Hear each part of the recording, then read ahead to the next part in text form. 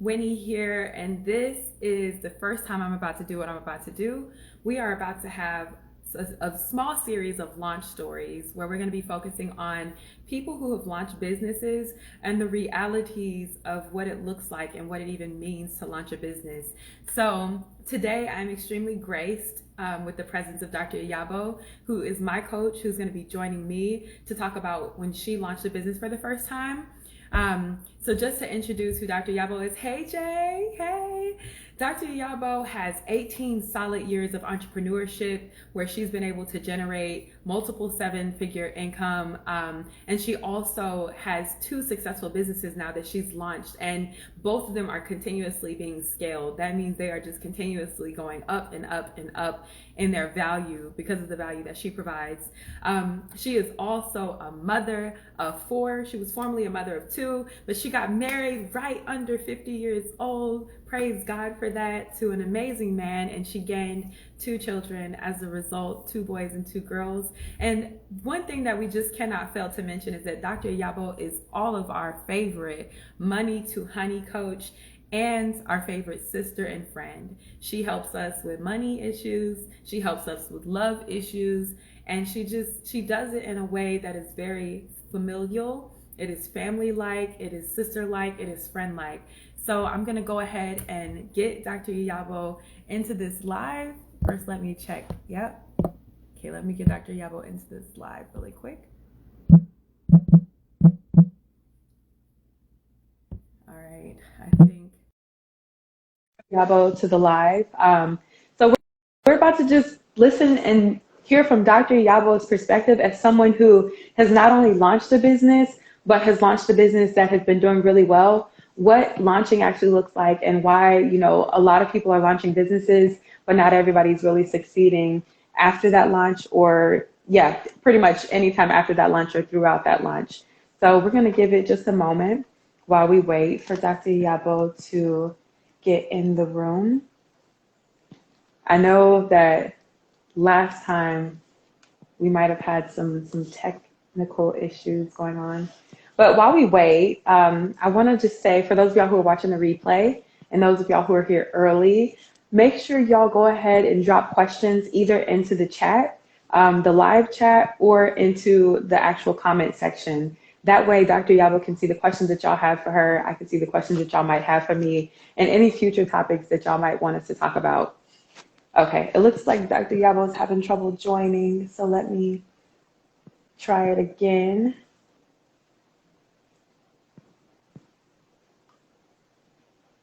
Okay. Yeah. Okay.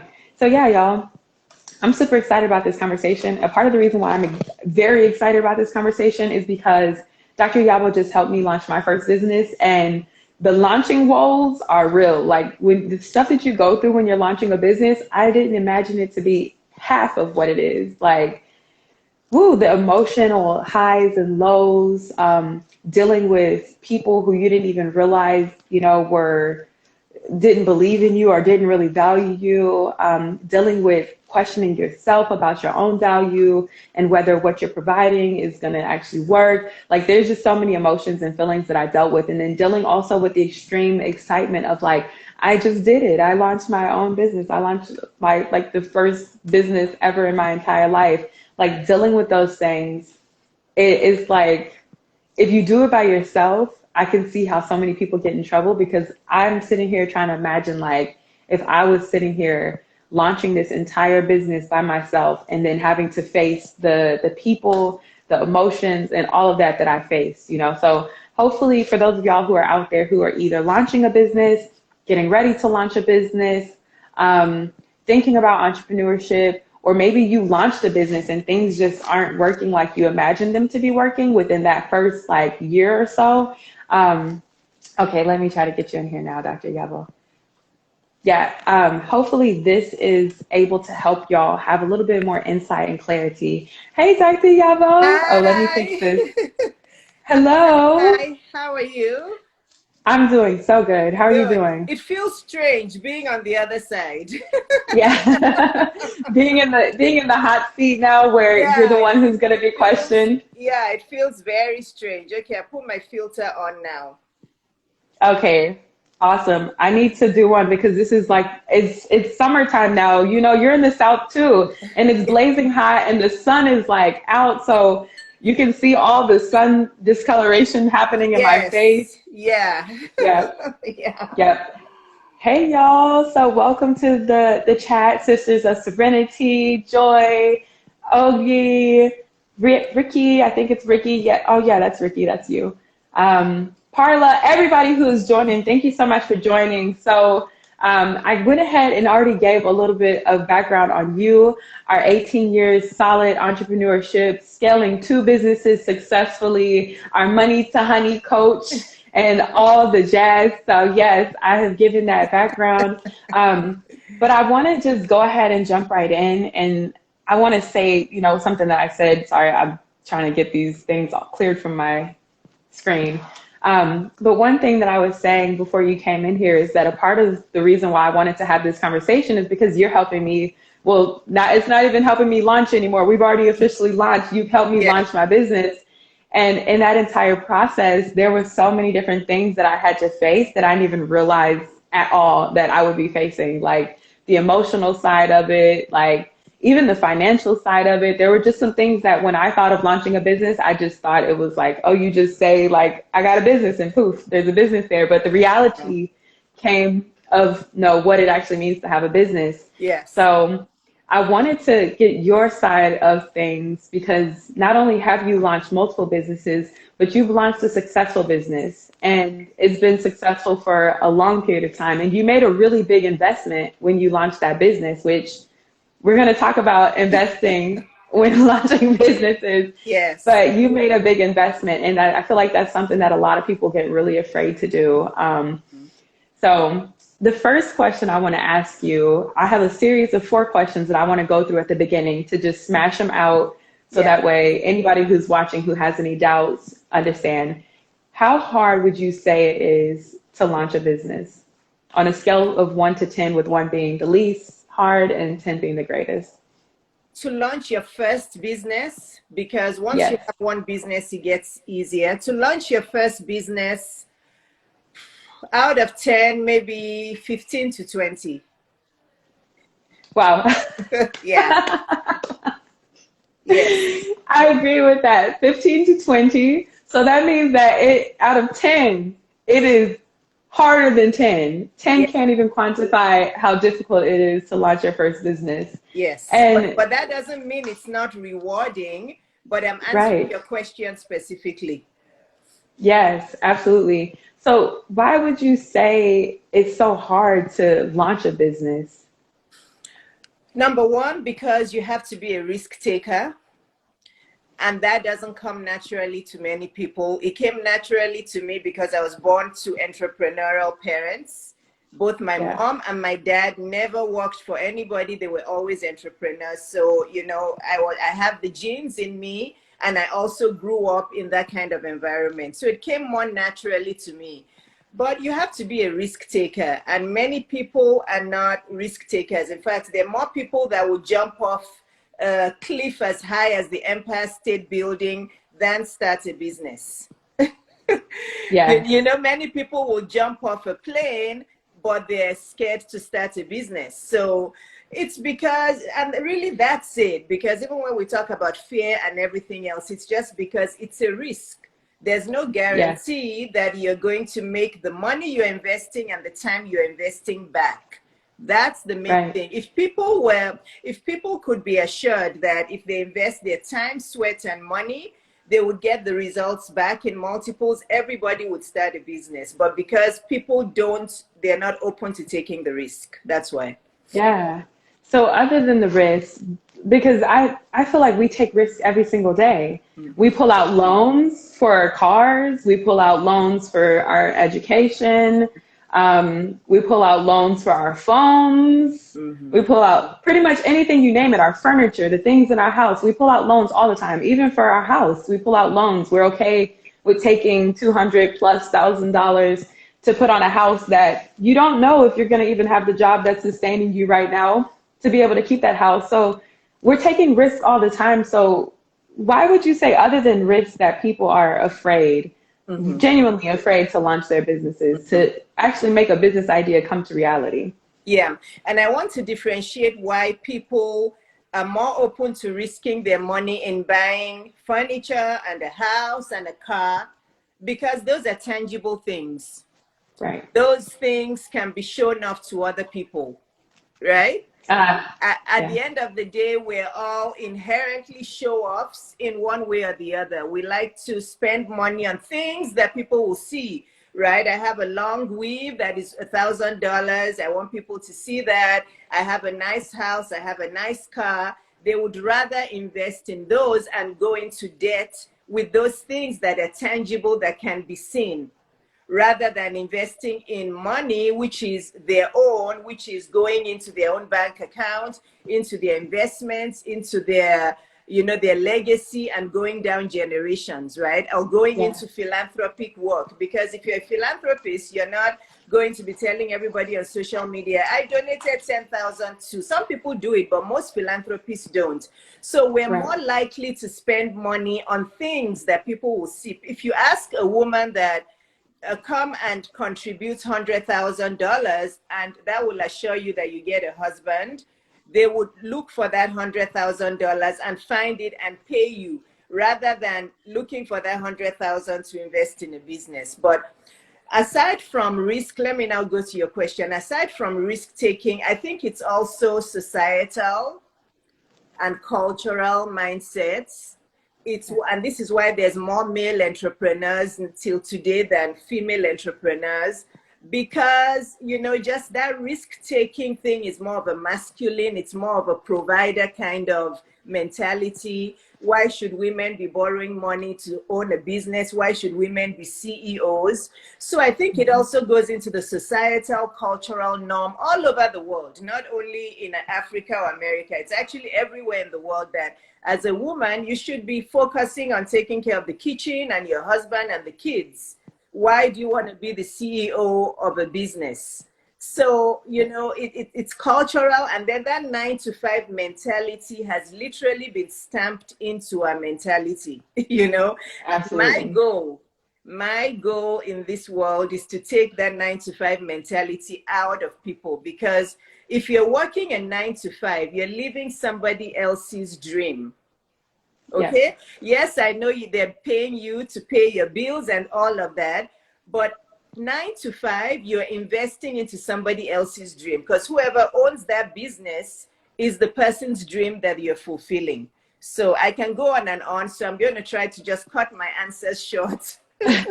No, that's fine. So I want to bounce back to this 9-to-5, because it is investing in somebody else. So let me figure out how to put this in the best way possible. What would you say? First of all, would you say that a 9-to-5 is risky? Riskier than business, or is business riskier than a 9-to-5?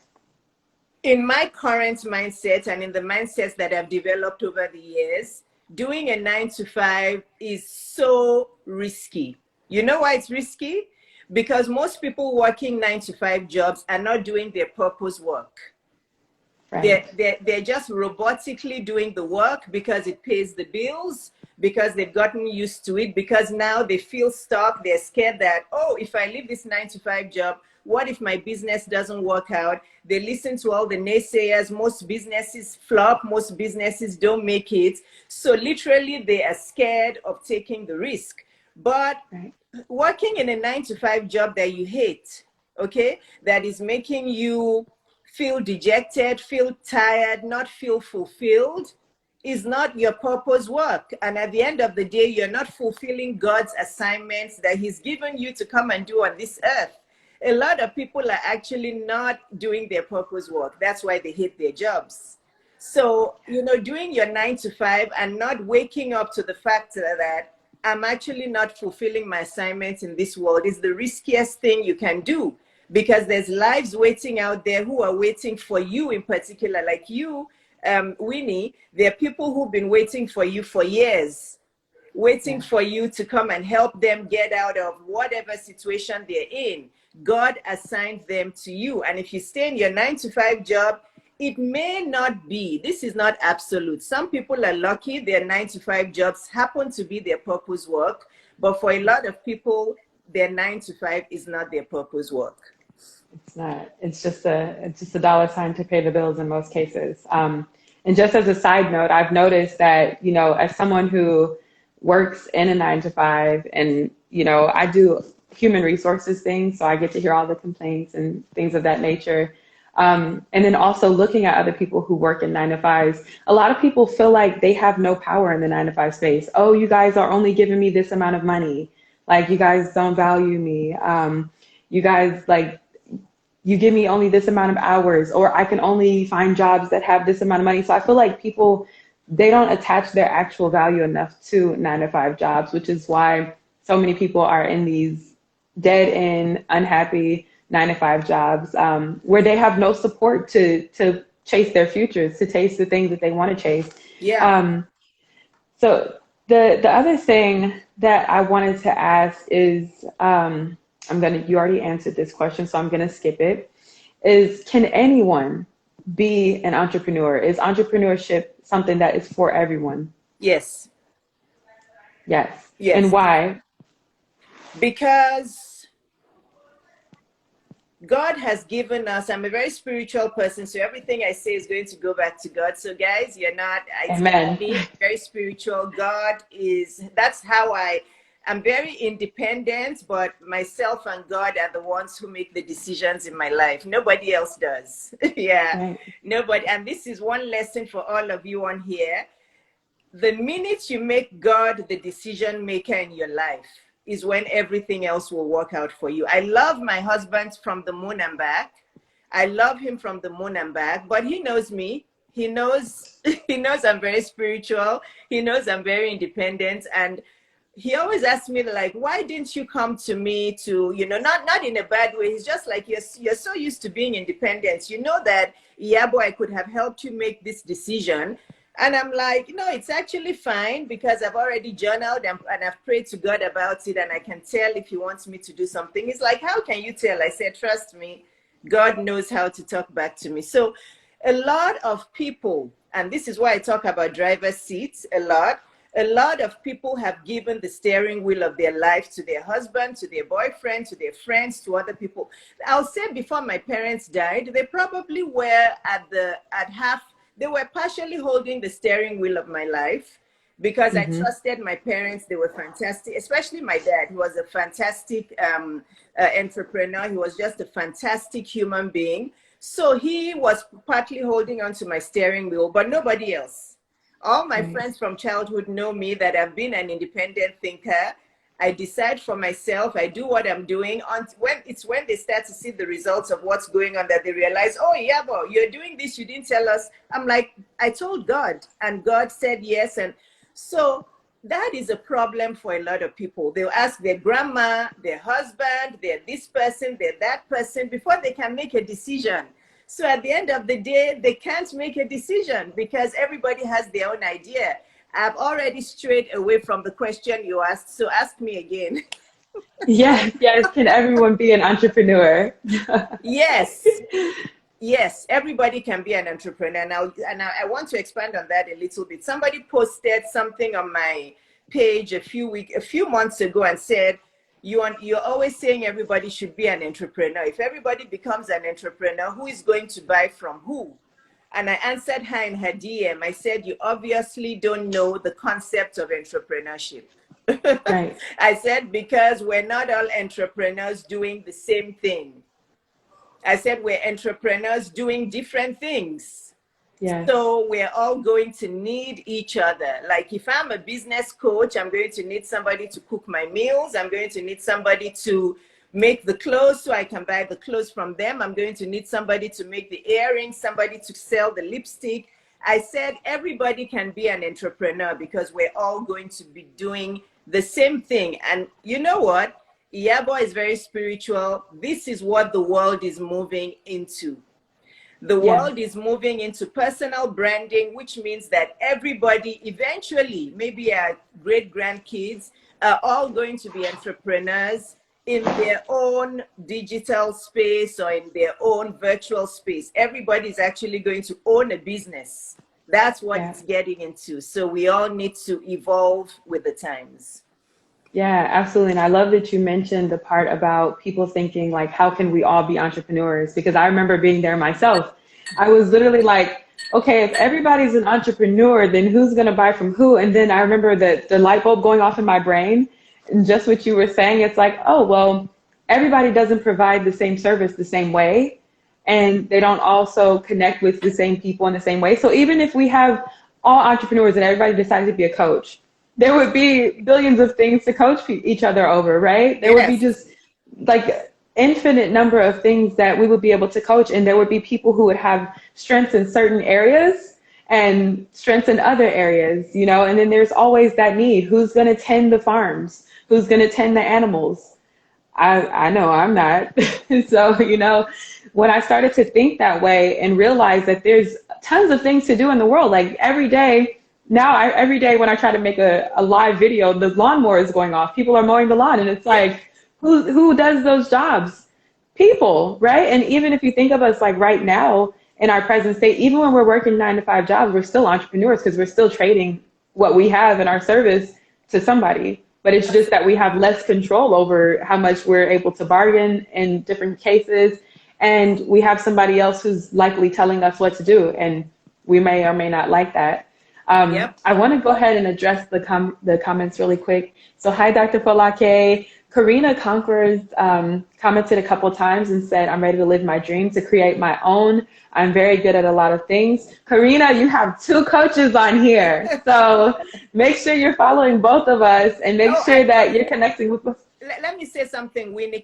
I know Karina, she follows me. She's very like engaging on my posts. Karina, Winnie is like a hybrid of me. She is. I know you have said that you can't right now, and I don't want to put you on the spot and embarrass you. I'm saying this respectfully, but I know you've said that my coaching is a bit too top dollar for you. If you need somebody to walk that walk with you and to hold your hand, Winnie is the person. Okay, Karina? Winnie is the person. I can vouch for her right now that she is basically a hybrid of me. I'm telling you, I can vouch for her. So, yeah. Yeah, I'm Dr. Iyabo Jr. I've been, Honestly, as someone who's being trained.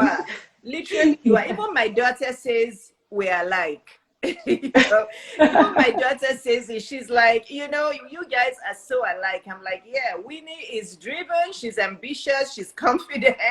She doesn't give you know, anything about anybody. She just does her thing, and she's going to do so well. Yeah.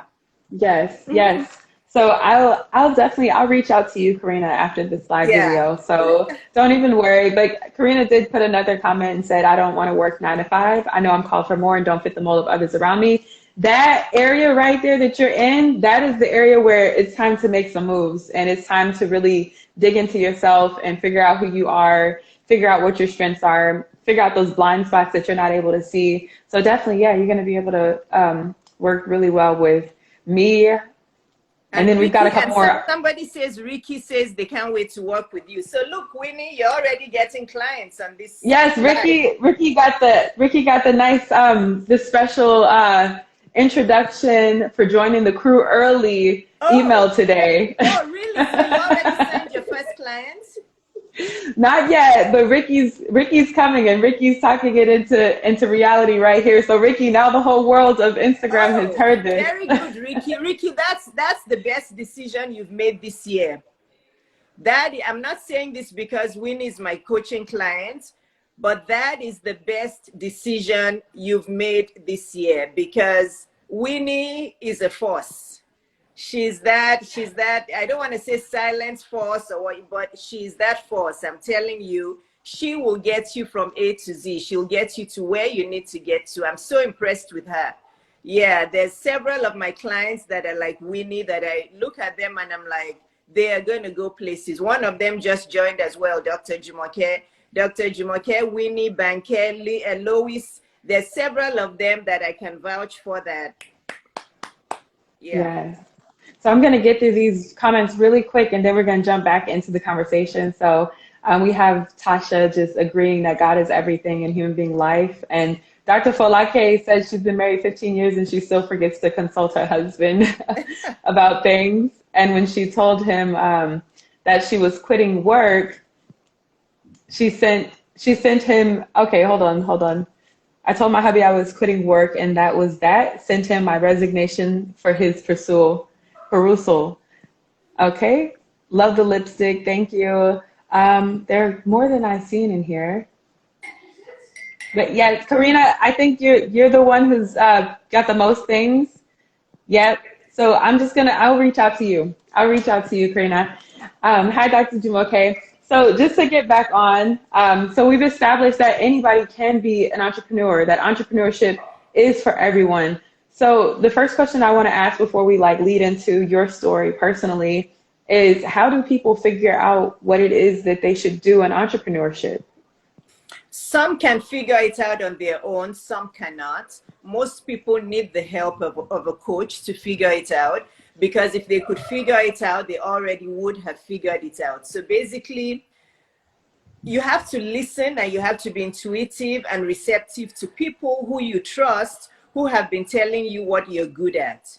Because a lot of people, as the years go by, they'll say, oh, Winnie, you're so organized. Or, oh, Winnie, you should be teaching people how to do makeup. Or, oh, Winnie, you should be teaching people how to budget. So you have to listen to those positive forces in your life and what they keep telling you over and over that you're good at. That's one way to know. Another way to know is actually to ask God. Yeah.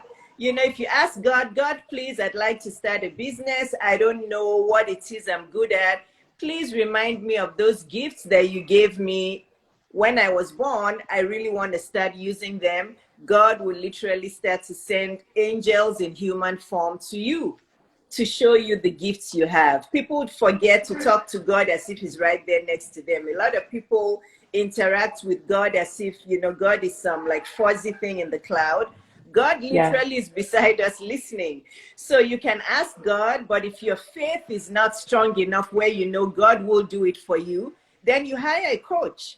You hire an experienced coach like you and I, like Dr. Jumoke, like the other coaches I said, who will interview you for, 10, 15, 20 minutes, 1 hour, and they literally would be able to tell you what you're good at. Every client that I have coached, I've been able to tell them what they're good at. So I'll say, oh, you're really good at public speaking. You should coach on public speaking. You should coach at confidence making. Oh, you're really passionate about making cakes. Oh, you should start baking. So those are the three ways. Basically, you ask God, you try and remember what people close to you have been telling you you're good at, or you hire a coach to let you know what you're good at. And that's what you're going to use to start your business or your career. Okay, right? Or your career, because if you're a doctor, you can start a medical practice.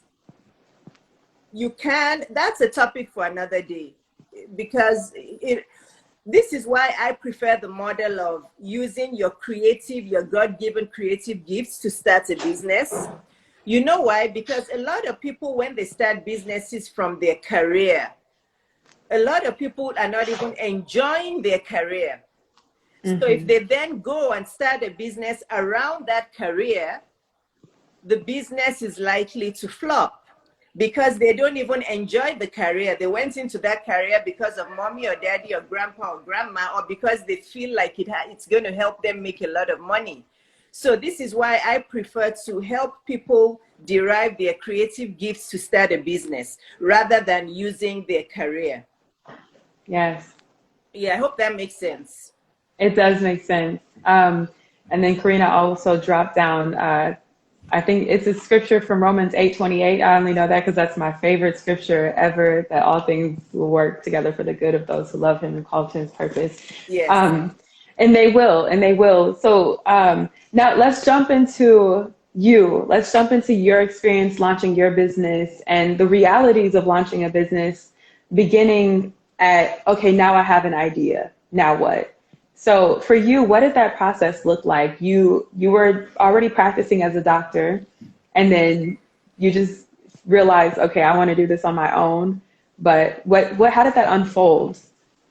So I had always wanted to be an entrepreneur from when I was little in Nigeria. Again, I've said this story many times because both my parents were entrepreneurs. I noticed that they were home a lot, but they were still making money. And as a little kid, it was a little bit vague to me. I didn't quite understand how they had all this money to take us on holiday to London, and they owned a home in London, and they would always say they were going to the sites. They called it the sites, meaning they were going to the places where they were building several homes in Lagos, in Nigeria. And I'm thinking, but they're home a lot. How are they making all this money? But my mom had a shop on the Lagos Island where she sold like fashionable Nigerian fabrics and all that. And my dad did a lot of construction work. So he would have a lot of construction materials. He would buy them and then resell them. And he was also using some to build his home. So anyway, they were entrepreneurs. So I love that idea. I'm like, I would love, because a lot of my friends had parents who were civil servants who were not home much because they had to leave home early in the morning and they wouldn't come back till like 3 or 4 or 5 p.m. So I saw the difference. I'm like, oh, I want this, because my mom, even when she went to the shop, she would make sure she would be back from the shop in time for when we came back from school. So this is how I learned how to cook so well. We would cook dinner together, then I would do this. So my mom would always be home, and I'm thinking, but they're making money. So that's where my interest in entrepreneurship came from. And then I was a really good student. I have to say that humbly. I was, straight A's and all of that. And I love the science subjects. So automatically I went into medical school. So I told myself from the time I was in med school back home that I was going to have my own business in whatever part of the world I settled in.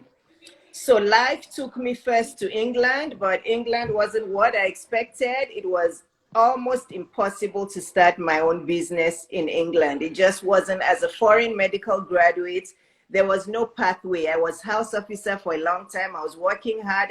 They would praise me that, oh yes, she's so good. Oh, go to Dr. Ojikutu. She's so good. She's so this. Oh, Kuabe. I don't remember what I was then. I was either my maiden name or my ex-married name.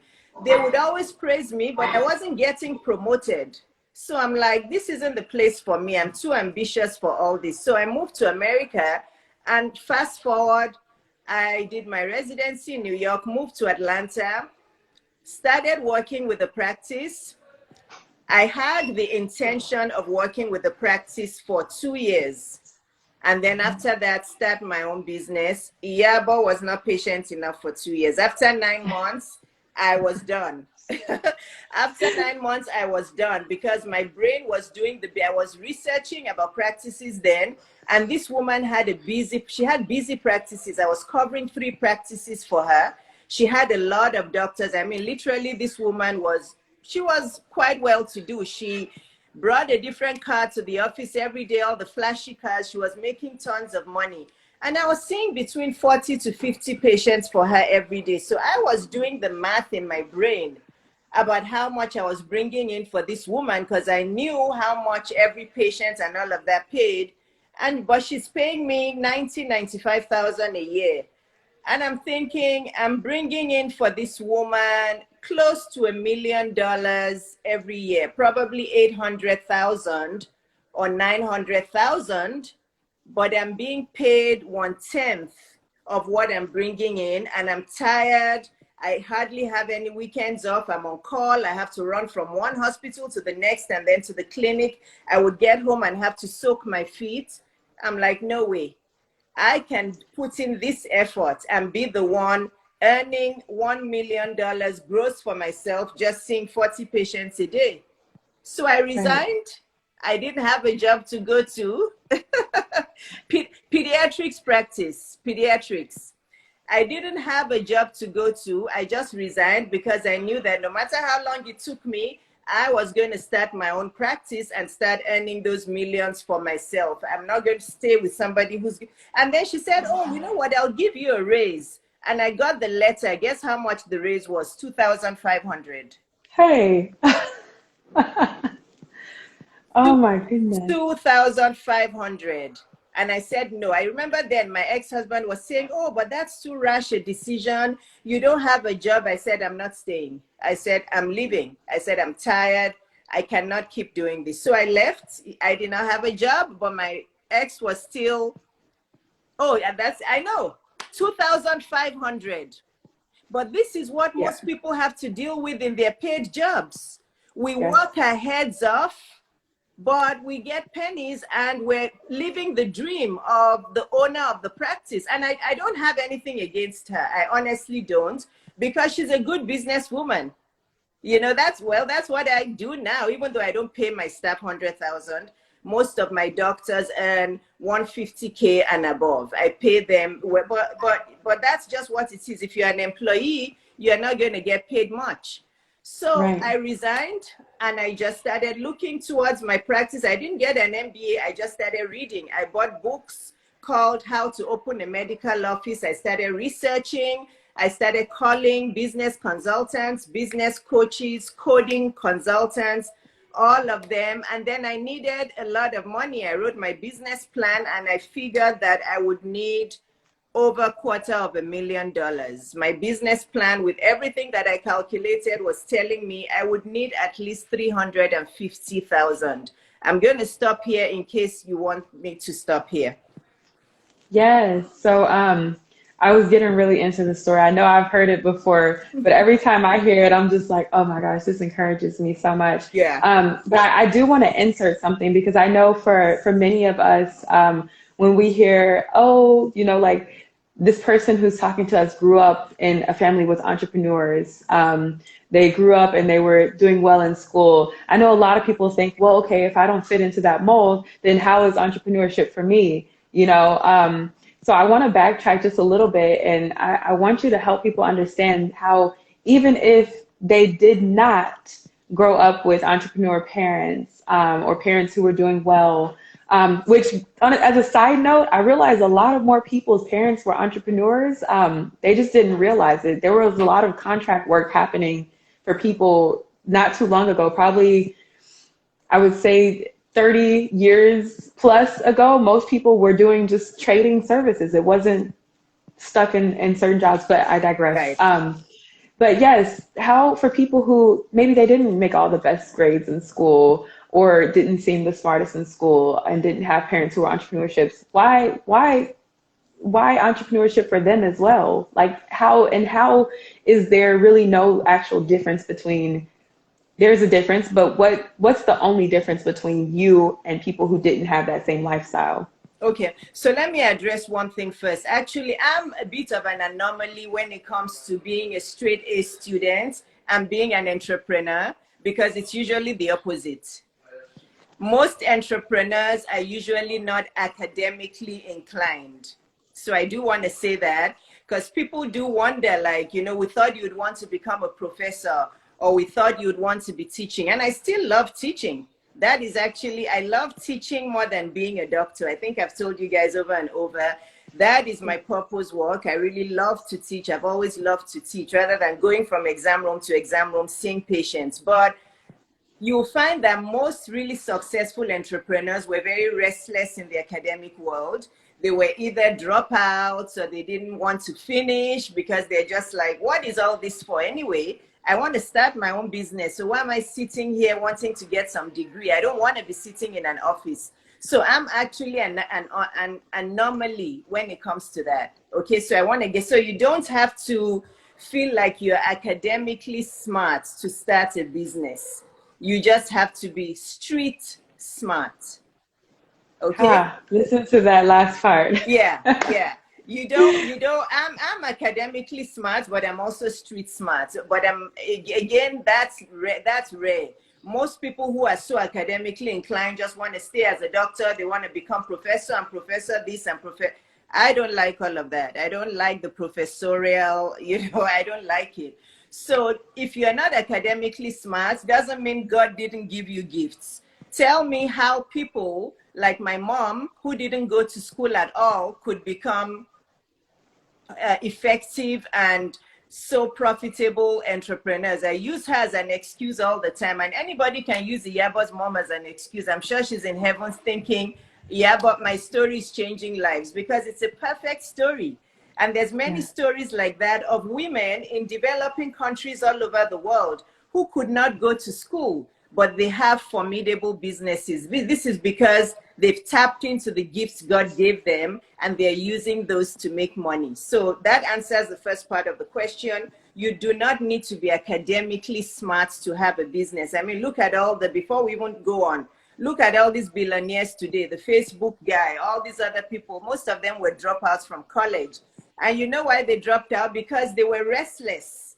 They were like, why am I even doing all this anyway? Because when I finish, I want to invent something. I want to be my own boss. I want to be a CEO. So why should I do this? I'm not saying anybody should drop out of school. It's still good to have your degree, your bachelor's degree, you know, but I'm just telling you. And then you don't have to have parents as entrepreneurs to become an entrepreneur. I was just blessed to have that. There's so many people out there that can help you. That is what business coaches are for. And you can go to Google and type in there, why are business coaches so important? Or you can say, why do we all need a business coach? And you'll see many studies come up, because studies have shown that people like myself who sought the help of business coaches are more likely to be successful in business. Their businesses are more likely to stand the test of time, and they're more likely to make excellent profits with their businesses because they sought out business coaches. So again, this is why I keep saying it. For those of you who don't want to sign up with me or with Winnie or any other business coach out there, that's fine, but you're still going to come back. you're still going to come back. You don't have a choice, you know, because that's just the way it is. You're not going to be able to. Business is very, very specific. It's very, very specific. Dr. Jumoke says she's a co-anomaly. Exactly. Dr. Jumoke and myself are like, I'm telling you, we're almost identical in how we are, except that she's a dentist, I'm a pediatrician. So those are the two things. You don't have to be academically smart to start a business. You don't have to have parents as entrepreneurs, because there's many wonderful coaches, are business coaches. Now, Winnie is a transformational mindset coach. I'll let her tell you what that means. But we all cannot succeed at business until we have transformed our mindset. Yeah, okay, absolutely. You cannot succeed at business. And Winnie is so good at helping people transform their mindsets. Dr. Jumoke and I are business coaches. Winnie is a mindset transformational coach, but she helps people reorder their mindset so that they can eventually earn that money. Yes, absolutely.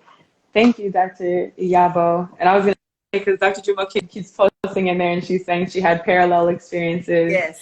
And she's your co-anomaly. Yeah. But thank you so much for that. So as you continue to tell your own launch story, one thing that I noticed when you were talking is that you did a lot of work before you decided to officially go into business, it sounds like. You didn't just say like, oh, I'm going into business and I'll put all the pieces together once I have my business formed and all this. So how is that? Because I think, oh, can you hear me? Yes. Okay, sorry, my headphones died, so I'm gonna just take them out. But how important is knowing yourself, knowing what you want to do exactly to a T? That's the trick in there. Before you start a business, and doing all of that research before you start a business. Like with anything in life, you have to do your due diligence. You have to prepare, okay?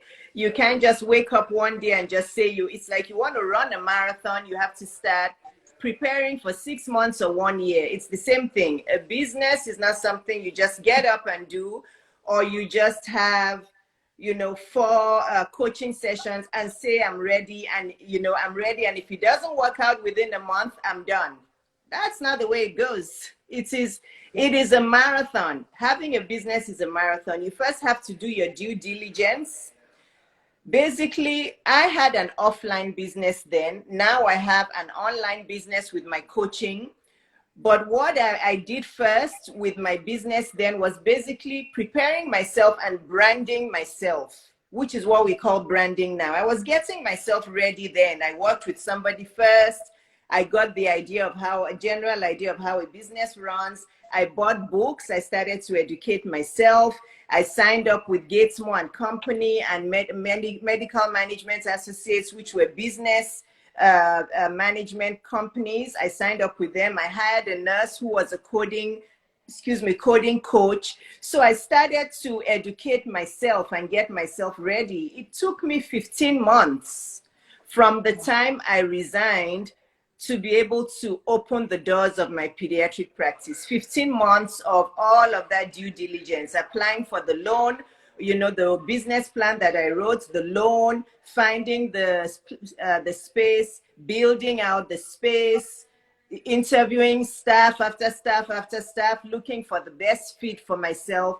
It took me 15 months before I opened my doors. And then after I opened my doors, by God's grace, thank God for miracles, I started making a profit by 9 months. Even though most people told me it takes about 2 years to 5 years. But knowing me, I was just like, you just wait. Let me just open the doors of this practice. It's not going to take me 2 years. No, because I'm going to sweat and I'm going to go here, there, and literally every day I would drive around the whole area. I would go here and there to all the OBGYN offices, to the schools, I was everywhere marketing myself. It's like how we're doing lives, how we're showing up.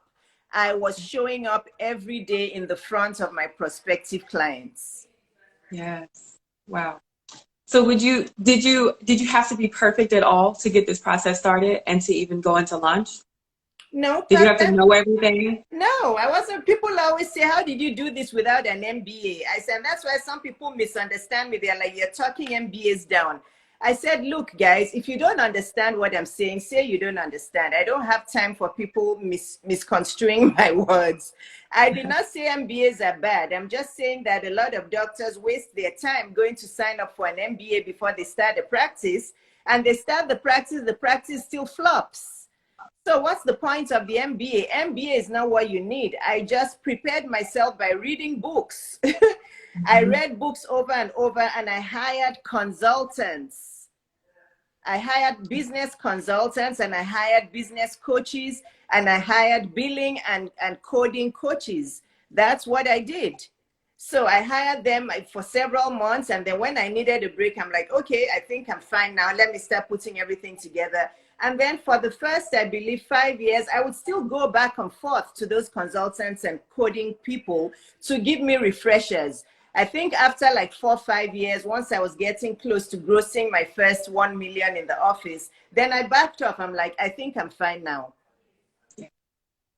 Yes. So you guys, you don't have to be perfect. And I feel like I was just talking to one of my friends who is a professor and is working on their PhD right now in economics.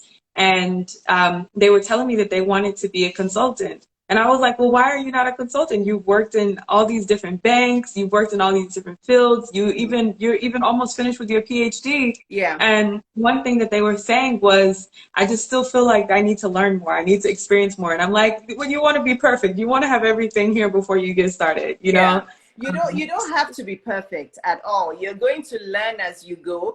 You do have to do your due diligence. You have to do your due diligence. And some people they may be thinking, what's due diligence? Well, that's why you need a business coach. I can't tell you what due diligence is if you don't hire me. So I see a lot of people online, they come into my DM or all these coaches, they're not making money. And I go and I look at their feed and everything that they're doing. And I'm like, no wonder you're not making money. They've been coaches for 2 years. Yeah. And they're not making money. Yes, if you're a coach and it's only been 9 months, 1 year, give it time. As long as you're doing everything consistently, give it time. But I believe every coach should sign their first clients. If they're doing everything diligently, within 6 months, you should sign at least 1 client. If you're not making money and it's been 2 years, you're not doing what you should be doing. I don't know which kind of coach coached you, but I go to their feed and literally, even before they hire me, I look at their feed and I'm like, you can't make money with this kind of feed and the kind of work you're doing. You can't make money as a coach, whatever it is you're coaching about. Yes. And that, I'm sure that can apply to any field that anybody wants to be in business with. You know, you have to be aware of how you present yourself. You have to be aware of how people, when they come and interact with you, your content, anything, how that shows up. And as another side note, one thing that I've noticed is that there are some people who, you know, they are new to business, or maybe they've gotten like a small, like 2,000 followers and things like that. And suddenly people are reaching out to them. They're going and looking through people's things and they're like, you don't look like my type of client. So then automatically shutting the doors, not replying, you know, just getting the high of people interacting, but not necessarily interacting back and engaging back. And all of those things matter so much. They do. They really matter. You have to take everybody. I take everybody seriously. The only people I don't reply their messages in my DMs are the ones who are trying to sell me something, like all this, come and promote your Instagram or come and buy followers. I don't reply them, but anybody who comes into my DM asking me a question, I reply them politely and I just tell them, I'm sorry, I can't answer your question. Sign up for my coaching or, you know, whatever they're asking me. I take everybody seriously because your people who are not your clients today can become your clients in 2 years or 5 years. So Yeah. don't shortchange or belittle anyone. You can't do that because situations change. Everybody is you know, a high quality person, or if they respect themselves, unless they come into your DM. I have to tell you a quick story about this Indian couple who they're basically swingers. They are swingers, and the husband first came into my feed and he asked me, he's like, oh, I saw that Sex with Dr. Jess was your client and you're very attractive. How do you feel about swinging? Hey. So I didn't reply him. I noticed his name. I just blocked him. 1 week after, a lady comes to my feed. She's Indian too, and I see that the name of her bio is that guy, the guy Nimesh or something. It says Pretty and Nimesh, and then she comes into my bio and she starts asking me about my coaching. So I started replying her. Of course, God is telling me this is Nimesh's wife. And then I started replying her, and then she's like, oh, but after you finish coaching me, you're not just going to run away, right? I'd like to keep in touch with you. And I'm like, are you the wife of Nimesh who came to me and was asking for swinging? You know what she said? Oh, the only kind of swing I know is the one in my backyard. Hey. I'm like, that's not a normal response. If somebody is accusing you of swinging, you'll say, are you out of your mind swinging? Yeah. And then you know what? She went to LinkedIn and started looking at my husband's profile. Oh my goodness. Yes. Wow. So there's crazy people out there. And I'm like, you are a grown woman, a Middle Eastern. If you see her profile on LinkedIn, because she messaged me on LinkedIn too, she's the CEO of some big company. And I'm like, if you're not feeling sexually attracted to your husband, why don't you just file for divorce rather than bringing in people from outside to come and swing or exchange partners with you? Oh, God help us. Anyway. So we've got some of Dr. Iyabo's juicy inbox stories there too. And Dr. Falake said she got the crab for her husband's seafood okra. I saw that. So going back to launching. So one thing that you made very clear is that prepare. Like, be as prepared as you can get before you launch. When you have that idea, when you're ready to launch, be prepared. Like, do the research. Don't expect it to be done for you, which we're going to come back to that as coaches, because we know we have a culture of people who expect everything to be done for you, coaching, microwaved and handed to you on a platter, and suddenly you're a whole other person. But what were some of the most difficult things you dealt with or faced as a new business owner, as somebody who had just launched a business?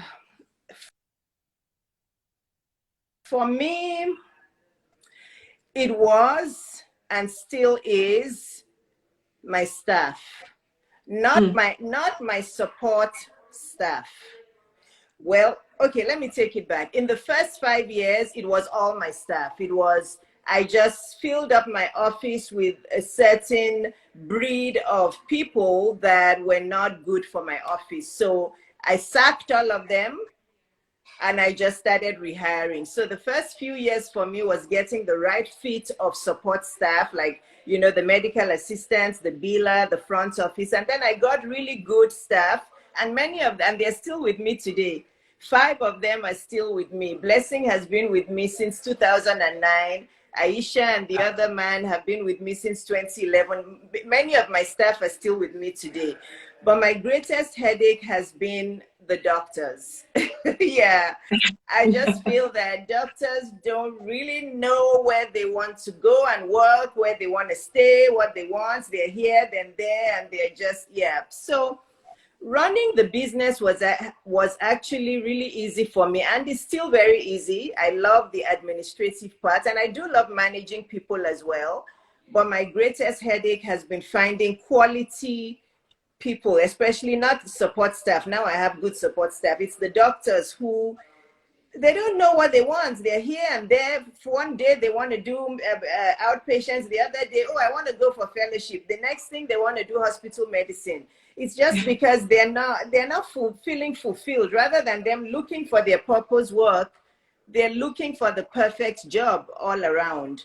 So yeah, for me, that was in the first 5 years, like I said, I would run into some administrative things with technical medical things. So I would go back to those business consultants, Gatesmo and Company and MMA, just to ask them questions. And then, oh yeah, I also had a kind of mentor guy who was this Jewish guy who was the only person who helped me when I had questions in the beginning.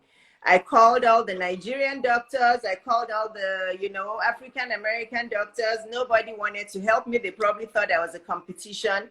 The only pediatrician who said, come in, I'll answer all your questions. And he was just 3 miles down the street. But he didn't look at me as a competition. He was a Caucasian Jewish guy. And I'm telling you, Dr. Deeb, in case you watch this, I'm still talking about how you changed my life. Literally for the first 5 years, Dr. Deeb he told his staff that if I called and I had a question, they should call him out of the exam room. Wow. He was my mentor. He helped me a lot. So the first 5 years, I still needed a lot of back and forth with coaches, with consultants, with my mentor, until I felt solid by myself. Yes. So Dr. Folake said that staffing is her #1 deterrent to being a practice owner. What could that look like or translate into for somebody who doesn't have to have staffing? Like, what could it be? Maybe instead of actually staffing people, working with contractors to help them build their businesses, that might be a deterrent? I think if you're working with contractors, it's still the same, because it's still people. Because if they're contracted workers, they're still your staff. One of the doctors that works with me now, she's a 1099, which means she's a contracted worker, but she's still my staff. Right. So a contracted worker is still your staff. They still have to, you know, be part of the business and whatnot. But I think for most people, actually, their personnel, their human resources, the people that work with them is usually their biggest headache, usually. And then there's also those people who just don't understand the fundamentals of business. They want to keep all the money, so they want to just do what they want to just try and figure it out themselves without hiring coaches and consultants, and they make a mess of their numbers. Or they don't have a CPA. They don't know their numbers, they mess up, they spend all their profits, they don't reinvest it. So I have many horror stories of doctors whose practices just did not do well because of all of these things I'm saying. Yeah. And this can all, y'all, I just want to remind y'all that what Dr. Iyabo was talking about can translate to just about any other business, especially businesses where there are other staff involved as well. Yeah, the same thing. So Karina asked another question, and I think it's in regards to the people on staff who, you know, they don't really, the doctors who don't really know what they want to do. And her question is, do you think it's because many of them are living other people's dreams instead of their own? Basically, that's what it is. It's because they're not feeling fulfilled. They're not really living in their purpose. The job, they're not really enjoying that job to the core, but they're attached to the money. They're attached to the money. They're loving the $150,000, and they're like, I don't want to leave this. And then, like Dr. Folake just said now, I don't have people skills. Staffing is my number one headache. Many people are scared of dealing with staffing, but so they're loving their 150K, and they're like, I'd rather be living somebody else's dream than my own. So, you know, they're just restless. They're jumping from one place to the other because they haven't found their purpose work that makes them fulfilled. Yes. And Dr. Falaki, I'm going to tell you, I work in human resources and people in operations management. So all that stuff that you don't like to do, I have all the juice on that. In fact, all the people that I've been a key role of hiring and getting into our pipeline have been absolutely amazing people. So if you want some help with that, I'm going to have to add a coaching package for that, because that is something that I didn't realize so many people were struggling with. Yeah, and it's pretty simple. It's really, I've learned that with people, it's just about transparency and being firm. Like, you have to be so firm with people, especially when you have people working for you. You have to be firm with them, very firm. Yes. Yeah. Yes. If not, then there's a mess. And I know that because I've been one of the messy, I've been the mess myself, where it's just like, okay, you're not firm with me, then I'm going to do what I want to do. And then you lose all control, you know, and it makes it hard to go back from not being firm to being firm. It's kind of like, even as a parent, when you parent and you're not firm as a parent, then suddenly the kids are teenagers and you want to be firm. Now they're like, what are you doing? Too late. Too late. Yeah. Yes. So let me see what questions I have on here. Okay, so I think we've answered all of those questions. So now I want to focus on, like, just externally. Well, first of all, before we go external, how have you managed to really sustain everything over all these years? Like, this is your first business, the practice was your first business, and it shot off. Yes. So how do you manage to sustain that? I've asked for help. People have a problem, especially women, asking for help, trusting people to delegate to them.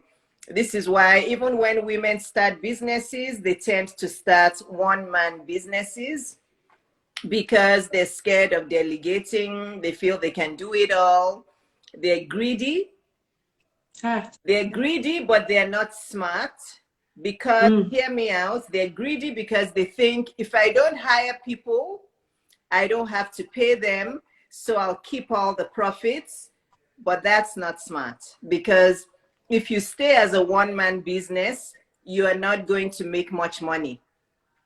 A lot of practices that stay as one man's business, they gross only about 200K a year, because they want to do everything. They're like, why should I hire another doctor and pay them all my profits? But that doesn't make sense. That, you know, you need a business coach. I'm sorry. You know, I say it as it goes. It doesn't make sense. You have to, I had started hiring a doctor in 2010, I believe. When I saw that my practice was already maximized, I was seeing 40 patients a day. It was starting to get to 50. I'm like, okay, this is the time to hire a full-time doctor. That full-time doctor will start to see 30 patients. You know, I did the math, and as soon as I hired that doctor, my profits went from down here and it shot up. Because once you start hiring people and you hire the right people, your efficiency increases. You can step back, and rather than working in the business, you work on your business. You're able to make more money. That's how you grow an empire. But a lot of women are small-minded. They're greedy, but they're not smart. They think if they're the only one that they can make money. No, you have to know the point, the threshold where you need to start hiring help. Like, even now with my creative business and with my coaching business, I have somebody who works for me. And I've already told her that she should stand, you know, at guard, because as my coaching business grows, I'm going to salary her, and I want her to work with me full-time. Right now, she's only paid hourly, but I've told her that, well, I'm growing every day and I'm going to need you full-time. So this is how you grow a business. A lot of women don't ask for help in their business and in their personal life. So I started hiring personal assistants, errand runners, meal prep people. Before I got married, myself and my daughter Moni, we had somebody who would bring in the meals for us, or we just eat sandwiches or salads. We kept it simple. So, you know, I wasn't going to farmers market to cook okra and ogbono and all these things that I'm showing on my reel. I kept it simple. So I outsourced a lot of my life. Mm-hmm. So my life became a lot more efficient. So I used my skills where I needed to use my skills. I wasn't using my skills to be cooking or cleaning or doing going grocery shopping or going to the farmers market. I let other people do that for me, so that I could focus on my business efficiencies. But women will say, I can't afford it. Well, how can you afford it? You can't afford it because you're running a one-woman business that isn't growing. Or how can you afford it? Because you never hired a business coach. So your business is not even efficient. So your business isn't making enough money. So you can't afford it. Women, we have to start thinking like men, but acting like women. Mm-hmm. Okay? You know, Yes. you have to start thinking like men, but that's what I do. Honestly, I think like a man, but I'm also the most feminine person. When it comes to my business, I become very masculine. But when I'm in the arms of my husband, I'm the most feminine person. But we women turn it around. We become masculine when we're with our men. We want to control them. We want to yell at them. We want to say, you should do this, you should do that. Where are you going? Where's this? Where's that? And then in our jobs, we're just in our 9-to-5 jobs. You need to switch what you're doing, guys. So yeah, you have to ask for help when it is time to ask for help. You cannot start a business by yourself if you don't have any business experience. It's going to flop. I'm not trying to be a naysayer or to be a negative person. I'm just telling you the facts. Yes. And I can agree. I can attest to everything that you're saying because I've started many things in my life. I tried to start 2 businesses before this, and it wasn't that I couldn't be successful in it. It was just that I didn't know what I was doing. I didn't. And instead of telling people like, hey, I don't know what I'm doing, or investing in people, because of course I want to keep my money to myself. Like, why should I pay you? Even back then it was small. It was like $100 to have help. And I'm like, I don't want to pay you $100. I'll just figure out how to do it myself. And that was the mindset that I was in. And every single one of those things where I was in that mindset, you don't see me here doing anything, selling jewelry or doing any other thing, because those things, they just fell. They won't last. They just fell. Yeah. So definitely ask for help, y'all, because like me working with Dr. Iyabo, I've had so much clarity, and I was just like, why did I do this a long time ago? Like, what? But God has his timing, right? Yeah. Better late than never.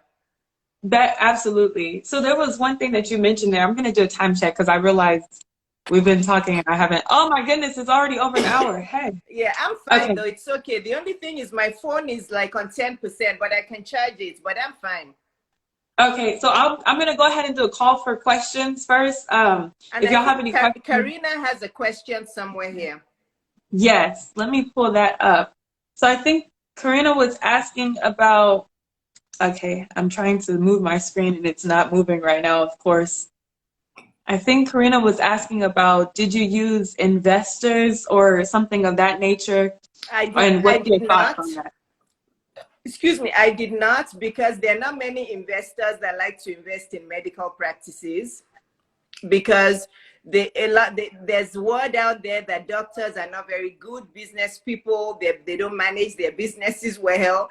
Their businesses are a mess. So it's unlikely that as a solo doctor, you're going to find an investor invest in your practice. Yes, if you're like a big organization, you know, that is solid, and you know you're really big and you're solid, they will invest in you. But if you're just some solo doctor, they're not going to invest in you. They invest in tech companies because they know those will bring in money. So no, I just went to the bank to get a loan. And if you don't know my story, I went to all the banks I could think of that existed in Georgia. None of them gave me a loan. None of them approved me. One finally told me that I'm not going to get a loan from anybody, even SBA loan, because I'm Nigerian American, and they'll be scared of giving me the money and then I run back to Nigeria with my money. But that didn't stop me. I don't get stopped by negativity. That's just how I'm built. If it was somebody else, they would have said, oh, I can never do this. No, I know that God has told me that he's got me and that there's abundance and he'll give it to me. So I kept going and researching and making. I'm sorry. And finally, I kept making calls. Finally, I did find somebody who had a bank in Florida, an Indian guy, small bank, and he loaned me the money at like double the interest rates then. But I spoke with my dad, I spoke to God, and my dad, both my fathers, heavenly and earthly, said, take the loan, you'll be fine.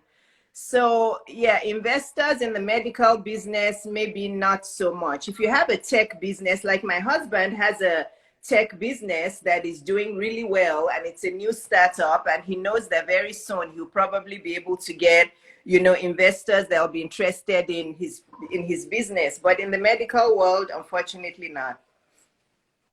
Yes. And then I would also suggest, like, depending on what field you're in, Karina, like, look into that field. What's common for that field? But taking loans can sometimes be easy. I think it's easy to take loans when you have that confidence in yourself, when you know, like, I want to do this. This is what I want to do, and I'm willing to put in all the work for it. Yes. So I'm just going to ask a couple more questions. I don't know if anybody's been dropping anything in the comments because my phone screen is froze. I'm glad I'm still here talking, but the screen is just not doing anything at all. So if you see any of those questions, actually, Iyabo, would you mind addressing them? Yeah, I will. I don't you. see any though. Okay, good. So one of the things that I heard you say was that you outsourced and you delegated even household tasks and things like that as you were building your business. So for women, that's something that's hard because it's, you know, we get judged a lot. Oh, look at her. She's not cooking for her own family. She's getting this food from the outside. She's not cleaning for her own family. She's got people coming in and doing this for her and doing that for her. Or even for those who can't afford it, maybe it looks like the house doesn't always get cleaned, or, you know, what is it? You feed your kids stuff that you've gotten, like takeout and things like that. How did you deal with not having to worry about what other people were thinking based on the decisions you made to focus on your business as much as you could? I've just been somebody who's never cared about what people say about me. I don't know. I think this is something genetic that I was born with. I've just, even when I was younger and really quiet and didn't used to talk this much, I just have not been somebody who cares about what people say. I don't know why people care so much about what other people say. They don't live in your house. They're not in your kitchen. They're not in your bedroom. Why do you care what they say about you? I don't understand. I don't understand. And when you're choosing a husband, because you get to choose, the husband doesn't choose you. When you're choosing a husband, choose a husband that is going to share your dreams, that is not going to say, sit down there and shut up your mouth. Okay? This is why I got divorced, because I could not be in that kind of environment. I just, you know, it's more complex than that. I had the husband issues. I had the mother-in-law issues, who was all up in my face. And I'm too ambitious and too, you know, purposeful for that kind of thing. So why do you care? Why do people care so much about what other people think? Winnie, I don't understand. I've never understood that. But whenever I say that to people, they're like, oh, it's just because you're a different person. I'm like, why does it matter so much? If you don't live in my house, why do I care what you say about me? When I know who I am, I'm God's child. So I don't, but the husband one is the difficult one. You choose carefully. Single ladies, choose carefully, because there are many husbands that are really good, but there are also many that are not good, that will completely annul your dreams. There are so many women now whose dreams have been cut short because their husbands will not allow them do what they want to do. What kind of life is that? You might as well be in jail. I tell women when they come to my DM, I'm like, what you're describing to me now sounds like somebody who's incarcerated. You might as well be in jail, because it's the same thing. You feel trapped in your body. You can't do anything. You are in jail and you don't know it. And they're like, oh, you know, I never even thought about it like that. I'm like, yes, you are in jail, you're incarcerated. You can't start a business, you can't do this, you can't do that. Don't hire a nanny. You have to cook stew for me every day. You have to cook soup for... When I met my husband this time, I told him, I said, I love to cook, but I'm not cooking as a routine. He looked at me, he was laughing. I'm like, I'll cook when I want to cook. I said, I know you like to cook too, so you'd better cook. I said, I'm not, I have many other things, but I'm not. So, you know, this talk is a lot more complex, Winnie, and that is why people need us. That's why people need coaches, because women, for men are able to separate their personal and professional into different compartments. For us women, personal and professional is all in the same container. It's all in the same container. If our personal isn't doing well, our business suffers. For men, they can dissociate them and they'll still be fine. But for us, it's the same thing. And this is why we need each other. Whoever is an expert in something needs the other person to help them. Yeah. This is a topic that gets me very passionate. So I start to use my hands a lot more.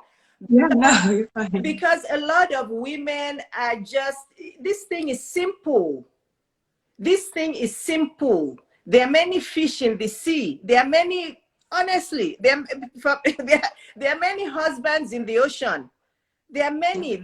You're sticking with somebody who doesn't value you. You will be surprised about the man who's around the corner who will treat you like a jewel, that will hold you like an egg that can't fall. Why are you wasting your time with somebody? You think that's the only man that exists in this world? No. There's almost 8 billion people in the world. Who says God doesn't like divorce? God wants you to be happy. God wants you to be happy. Yes, I'm telling you, let me say it again in case you didn't hear. God wants you to be happy. You're not stuck to any man for life. The only people you're stuck with are your children. You're not stuck with anybody for life. Only your children. Yes, that's a whole mouthful. And I love when you're passionate like that, but it's making me think, oh my gosh, there's so many questions left to ask. So y'all, if y'all do have a lot of questions, y'all can drop them underneath the replay once the replay is posted, or you can DM me, or you can DM Dr. Iyabo with those questions so we can have them addressed for you. But I just want to ask 2 more things because I feel like these are really, really, really important to address. How important are personal relationships, healthy personal relationships for anybody when they're about to pursue any kind of idea, business idea, other things? How important is that? What weight do you think that has on success? I can't even measure it. It's the same thing. Relationships are the building blocks of life. Did you guys hear me? Without relationships, there might as well not be life. Relationships are the building blocks of life. So if you have negative blocks, that house is not going to stand, right? Those building blocks you have are not going to stand. They're going to crumble. If you have positive blocks, people like Winnie in your life, people like Dr. Jumoke, like Dr. Folake, people who will build you up, your house will be built. It will keep going up. I'm a very visual person. Winnie knows me when I'm coaching. I coach in a very visual way.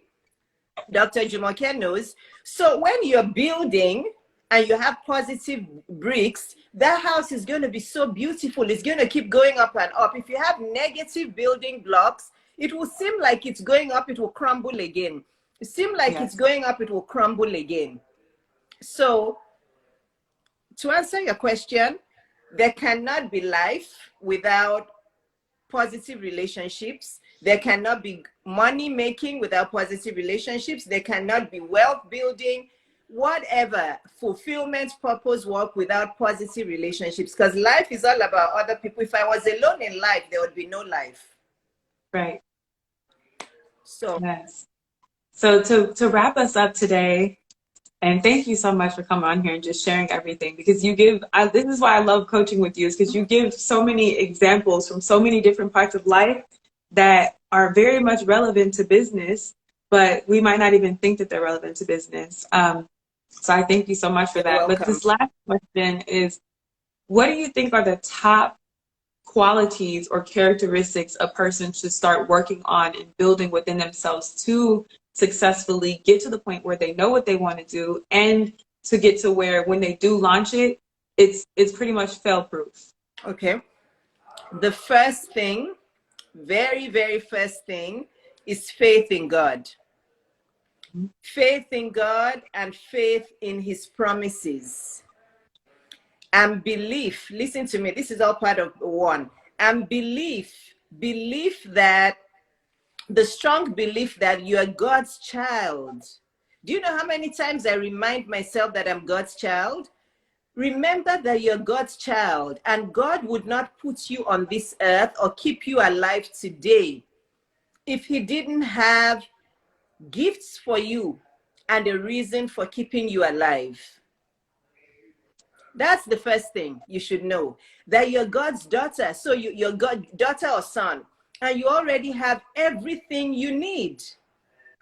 And you have to say it out with your mouth. That's number one. That's solid faith that you're God's child and you can get whatever you want as long as you are obedient to him and you live in your purpose. Number two is to remember that you don't know everything, and you're going to need, you have to be humble. So humility. And this is what affects a lot of doctors. Dr. Jumoke, Dr. Folake, you can testify. A lot of doctors are way too pompous and too proud to realize that they need the help of other people, especially if the other person is another doctor like them. They're thinking, she's a doctor, how can she also be a business coach? She's a doctor, what does she think she can teach me? Humility to know that you need the help of other people to help you get from point A to Z. Then the third one, I'm going to have to say the P's of life: patience, persistence, perseverance, all the P's, politeness, right? All those P's of life. Yes, I guess I can put in there personal branding because it's a P. But that's, for me, that's what I look at. My faith in God and belief that I'm worthy. And part of that faith in God is where my confidence comes from. I didn't say self-confidence just as it is, because people always say, but how do you become confident? By believing that you're God's child. Yeah. Well, how else do you be? Why do you think I'm confident? Because I know that I'm God's child. That's why I'm confident. So faith in God and self-confidence are under the same umbrella. And that's why you should leave that abusive marriage. Because if you're God's child, why should you put up with a jerk? Yeah. You know, God's children don't put up with jerks. Somebody has a question. What's your purpose for doing business? Is that a question or is it a statement? Can you ask your audience? The person says, what's your purpose for doing business? Yeah. Like for starting a business? Is that the question? Are you asking for Dr. Iyabo or me, or are you asking, like, how do you find your purpose for starting a business? It's not a clear question. Can you clarify that question a bit? Yeah. While we wait for that, there's one thing that I forgot this entire conversation, and it's one thing that I dealt with that you had to walk me through, and I feel like so many people deal with it and they get knocked off when they don't have accurate help. Hold your thought for 1 second. Moni, okay. Moni, can you please bring my phone charger? Thanks, love. I forgot we were at 10%. It's okay. I'm going to move so I can charge it, but go ahead. Yes. So one of the things that I just don't want to miss at all is dealing with people who don't believe in you. It's check the kitchen or somewhere. It's somewhere. I'll bring yours. We're going to give her some time. Got to get her phone. But how do you deal with people who don't believe in you? People who are fake positive, fake happy for you. And it shows through the things that they say to you that are just filled with disbelief in your ability to do your business. Those are the most dangerous people. I don't mess around with people like that. I can. Thanks, love. Hey, Money. Look at that. She's your baby.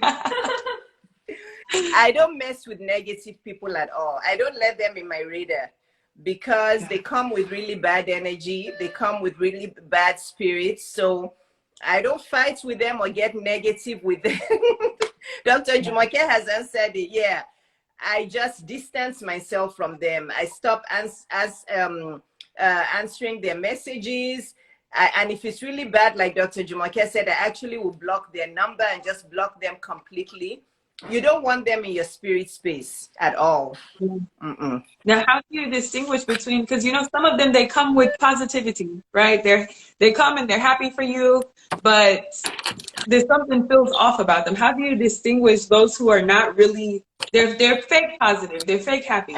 Yeah, 1 second. I'm going to tell you how to decipher them. Okay. Trying to charge my phone. And then if the person it clarified their question, then that could be the last one, because I know we can just talk for the entire rest of the day. I know you and I both like talking, so. Okay, now I know my phone won't die. Okay, the way you decipher those people, first of all, try to grow your spirituality a lot and try to grow your intuition. Spend a lot of time, quiet time on your own. You have to, I want everybody who's on this live to start really working on your spiritual connection with God by having a lot of quiet time. This is how I built my time. So for me, I'm able to decipher, but those people, it's easy to know who they are because they won't leave you alone. Right. They're the ones who are constantly coming into your DM, pretending like they're advising you about something. You'll notice that people who are positive, they come into your DM, they're pretty brief. They say something, they say, God bless you or whatever, they're gone, right? Those ones who keep coming, who really want to infiltrate into your life, they want to become your best friend. One day it seems like they're nice. The next day it seems like they're kind of borderline critical. It seems like because they see you're now at a different level, they feel like they now want to start advising you. You know, you just know because they don't go away. People who are positive are very emotionally intelligent. They'll just come to you as needed and they'll just leave you and go. But those ones who are negative, they want to infiltrate every cell in your body. So they're going to be constantly coming, pretending like but they want to know about you. You may not know anything about their life, but they'll constantly be asking you questions. They want to know more about you, more and more and more, and seem like they're advising you, but they're really criticizing you. Right. Yeah. You have, Yes. yeah. Have you noticed that those are the ones that don't go away? They keep coming back. Yes, I've noticed it. Yeah, yeah. They're going to keep coming back because they want to learn more and more about you. Yes. In fact, I think one thing that I noticed even in my own life is, yes, they do try to get close to you. Especially when you're growing. As you grow, you have people who suddenly they just want to get close to you, but then you notice like there's things about certain, like when they say things, you feel like, why would that person say that? Yeah. You know? Yes. So maybe you don't recognize it as problematic because they're not talking about you directly. Yes. You know? So maybe they make a comment that alludes to something that somebody else has going on. Yeah. But you're like, it still doesn't feel right. You know, and they just keep coming back, and then everything you do, maybe they're there celebrating with you, but they always have something to say that's just like, there's something off about this. There's something that's not right. I can't fully You'll be asking, when you even finish reading the message, you'll be asking yourself, was that a compliment or a criticism? You know, you won't be able to make it clear cut, like, why did that person say that? Be careful of those. Yeah. Yes. So did that person ever, because I'm still not able to access my screen right now, did they ever clarify what they were asking?